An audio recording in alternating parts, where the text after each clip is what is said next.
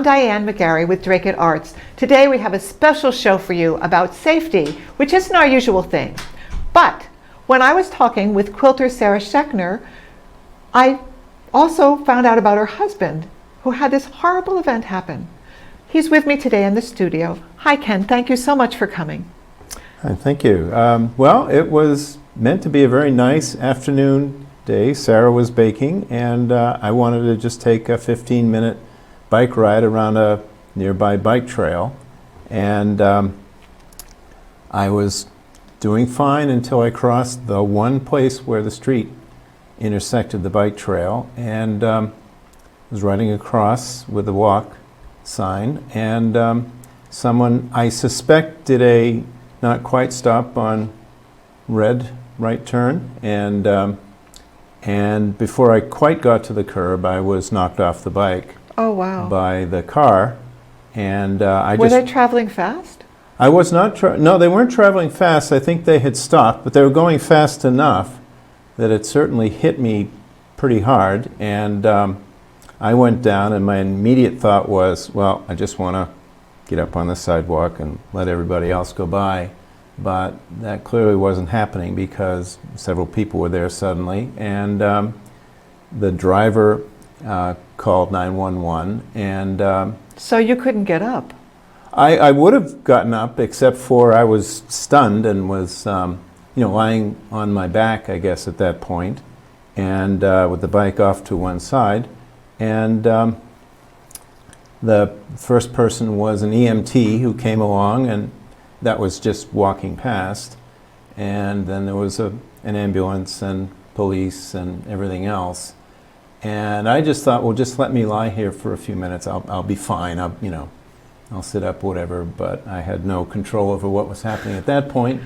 And I went off to Newton Wellesley Hospital, and they brought me in, and I wanted to call my wife to let her know what had happened, because she was about to put some bread she was baking in the oven, and I didn't want her to have to come deal with me and have the bread burned. Anyway, the priorities don't always come when we're When I did call her, I said, have you put the the bread in the oven yet? And no, she hadn't. She said, why? And I said, okay, well, don't. And she met me at the hospital. And I wound up being there for about 8 hours or so, and while they did various CAT scans and x-rays and things.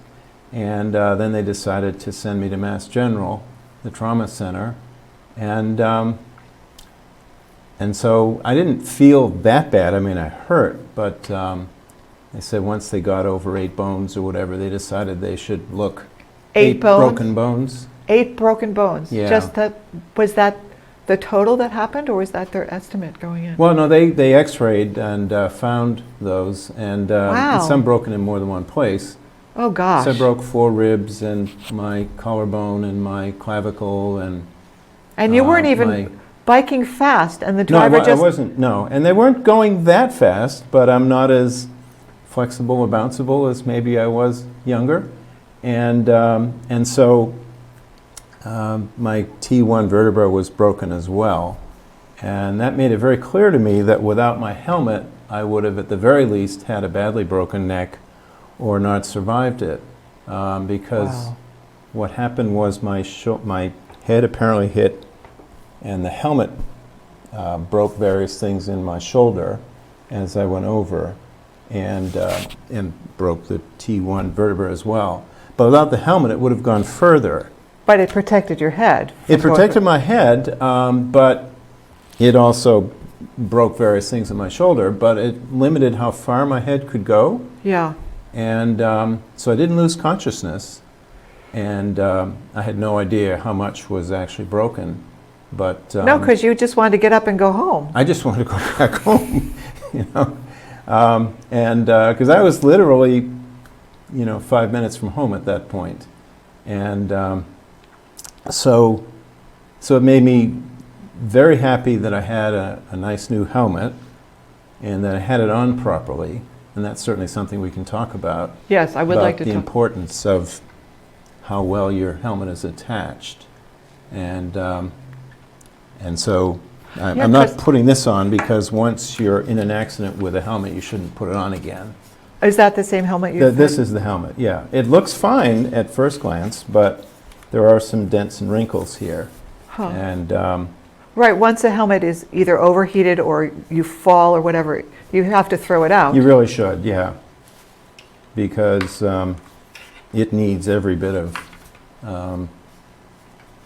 help it can get, in the sense of if you have an old helmet, the styrofoam dries out. It isn't as absorbent. So how old is an old helmet? Well, it depends on who you ask. Even So- 3 years or something is considered old, some even more so. And once you have an impact of some sort, you really should replace it. And so I won't wear this again. And Was that you're telling me about a special new kind of helmet? Well, Is that there one of the is- new ones? yeah, this is, it's a couple manufacturers sell them, and they're called MIPS, which is an internal, essentially part of the mechanism can swivel a bit, so it reduces Could the you amount show of- it out? would you? Yes, of course. There's essentially a pivot within it, and it is able to, under impact, you can see this rotates a bit left-right. Here, can you move your hand a little? Yeah, move my hand a bit. Right, there's the pivot. And if I move it up and down, Oh, wow. well, let's see. That's pretty, Moves just a little bit, yeah, but it's very subtle. it's quite subtle. And, you know, some people may not think it helps, but I think it did in my case. And that it reduces some of the shear that your head gets, and can sort of spread out the impact a bit. Which is how it saves you from getting a concussion. Right. Yeah, I didn't lose consciousness, and I think I hit the ground pretty hard, and it still, you know, it did the thing. And given I broke my top vertebra, and my head clearly went to the side like that, I think it really is why I'm able to be here today. Wow. That's a pretty scary thought.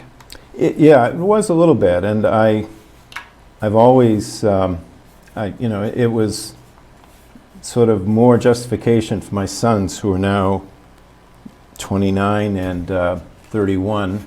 I never let them go even you know, on the sidewalk without their helmets, and You never let them go. Now, you're talking like a parent, just like I am, but they're so old now, so they have to be responsible and do it themselves. right, and they do. Yeah, I'm sure they don't want to get hurt either. absolutely. Yeah, my younger son Neil is an especially avid bicyclist, and he's a bike mechanic, and only uses his bike to get around. Admittedly, he lives in Cambridge, where there's a little more public transportation. But than it's out in the also suburbs. difficult. I mean, I want to do a few more things about the helmet before we talk about biking on the street. Sure. Like, I'm wearing my helmet for you, but if I go like this, it doesn't move very much. It's on the right way. I have to say, I saw an ad for helmets where the helmet was on backwards. It was a poster spread all over the place. I could not believe it.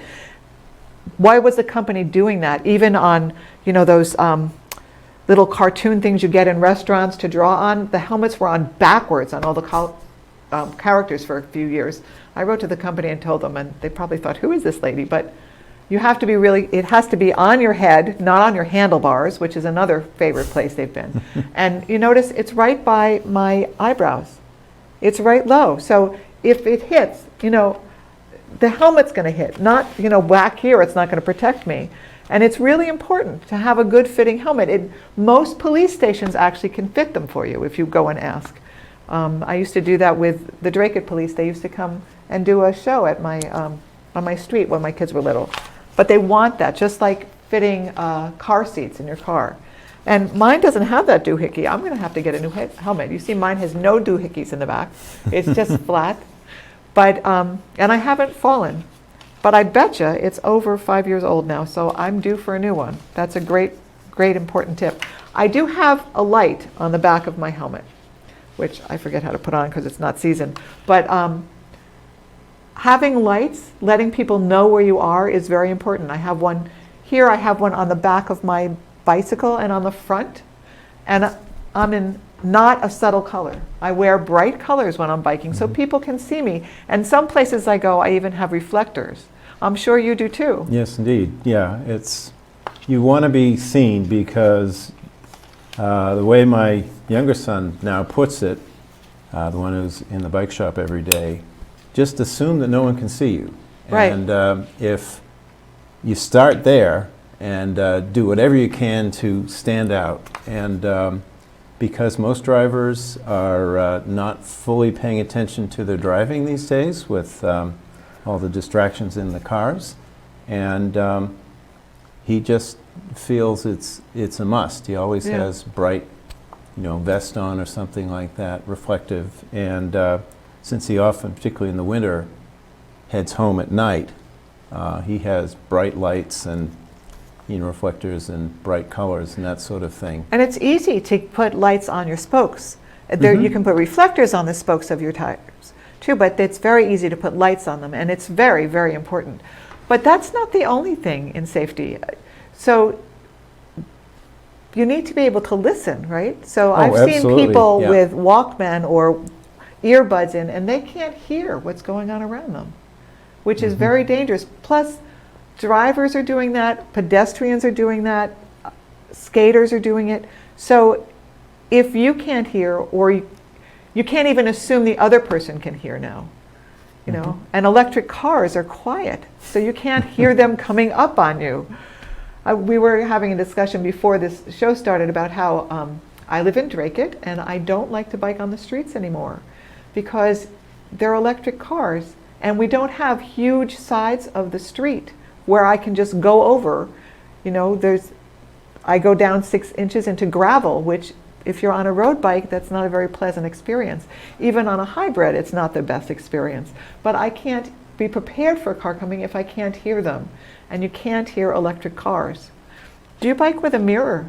I do. In fact, I have one in the other room. In fact, I had just bought this helmet, literally the day before, and I was in the process of trying out a helmet-mounted small mirror that winds up close to your eye, and you can see behind you. I find, particularly riding on the roads, that's absolutely essential because I want to know who's coming behind me, because there's enough other noises you can't always hear what what is coming, and so I just want to see, and I hadn't actually found the right position yet for it.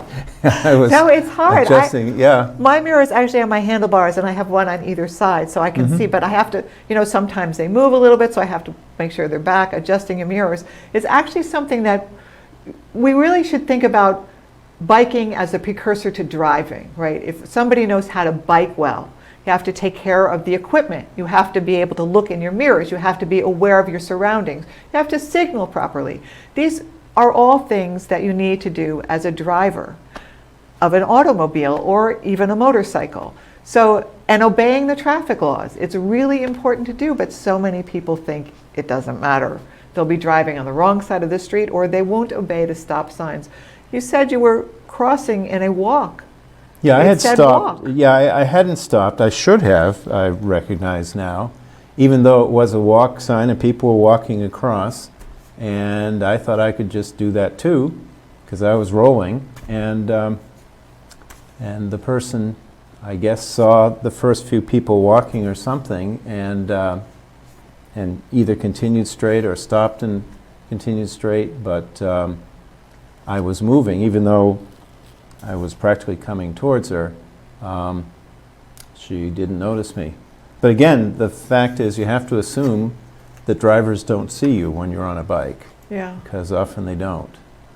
And anything, anything you can do to stand out and, not do anything suddenly or whatever. And so it was an eye-opening day, to say the least. And it's been 2 months now, and you're still recuperating. Yes, yeah. Almost 3 months now. Almost 3, yeah, 2.5 or so.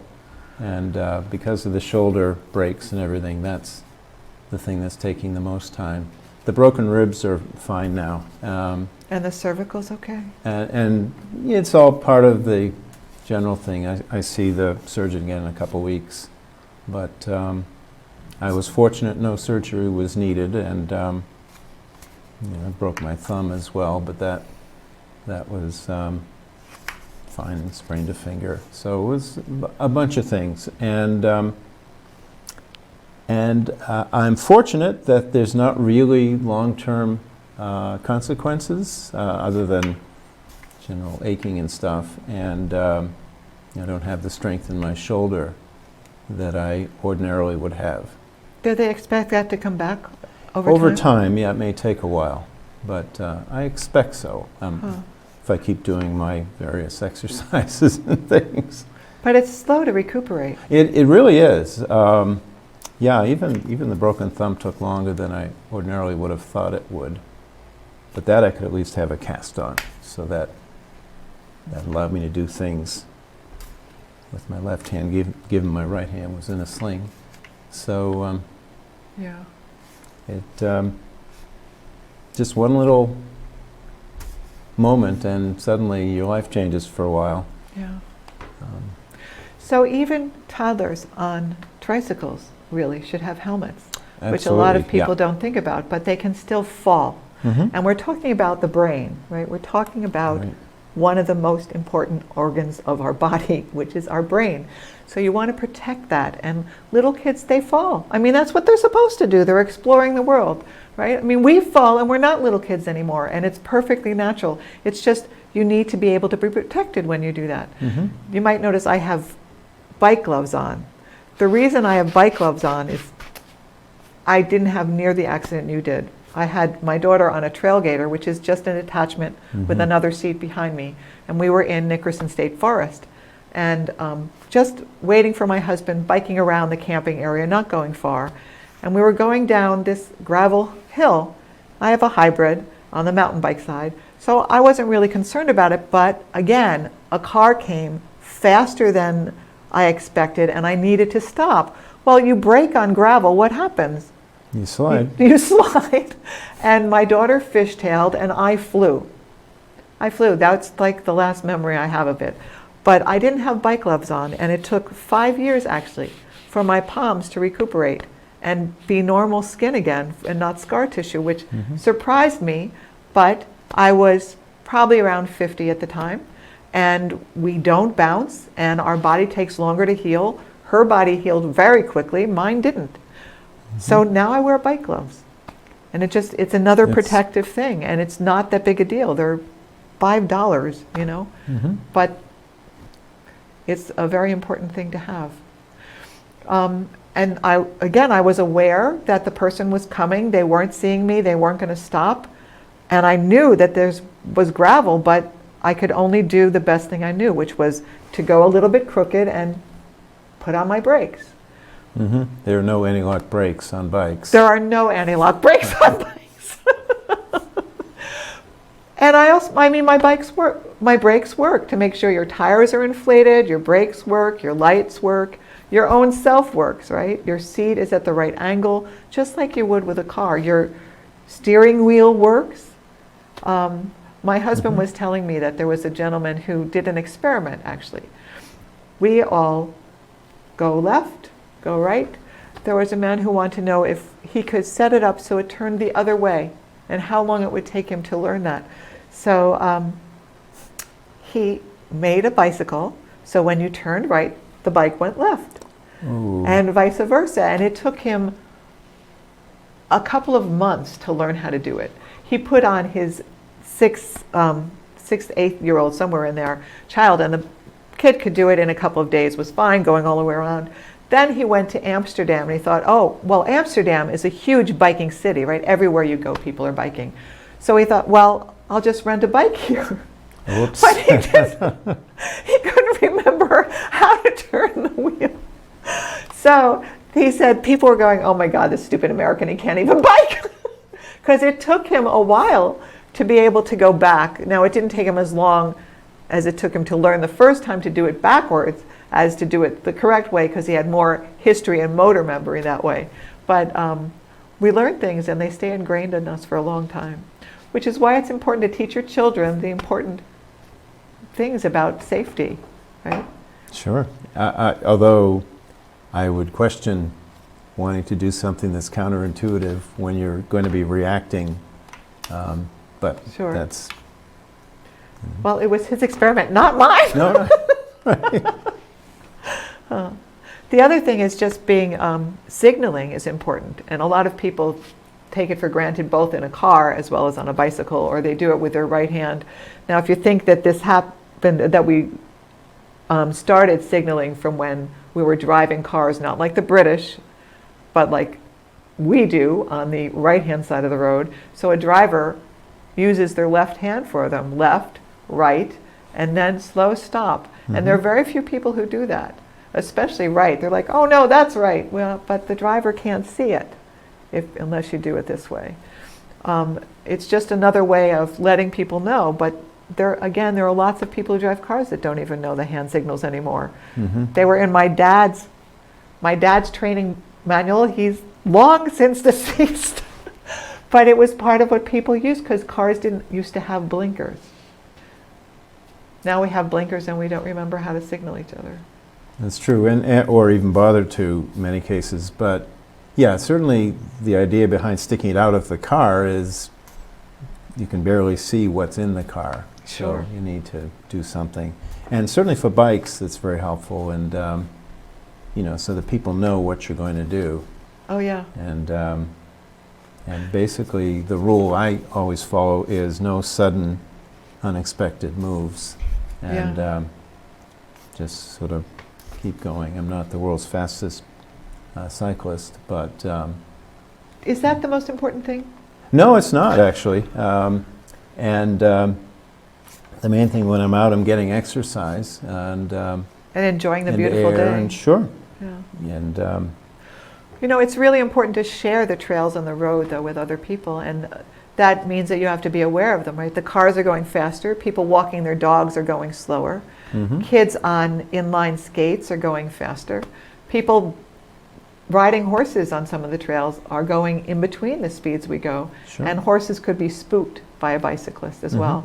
So there's a lot of important things to be aware of and just to be considerate, not just for our own safety, but for the safety of others, and to give space to people. It's my husband and I, you were talking about Cambridge, my husband and I were down there watching a movie the other night, and as we left there were tons of bikers on the street, but I was so upset at them because they were all in black or gray. Right. There were no lights, no reflectors, no nothing. Yeah. I could hardly see them, and I was looking for them. That is so dangerous. Yeah, it is. And again, to quote my son, the light after dusk is absolutely essential, and he often has them on during the day when he's riding. Sure. But they can't see you. They're not looking for you. They don't expect you, even though you're in a place that maybe does have a lot of bikes. Yeah. And it's just best to, make yourself as obvious as you can.